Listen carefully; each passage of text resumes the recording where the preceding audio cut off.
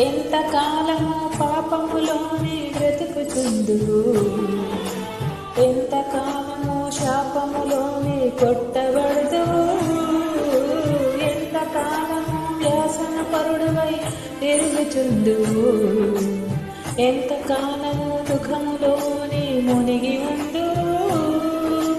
యేసుని నమ్మి పాపము నుండి విడుదల పొందుము. యేసయ్య తన రక్తముతో నీ పాపము కడుగును. యేసుని నమ్మి పాపము నుండి విడుదల పొందుము. యేసయ్య తన రక్తముతో నీ పాపము కడుగును. ఓ మానవా, నీ పాపం మానవా, యేసయ్య చెంత చేరి నీ బ్రతుకు మార్చవా.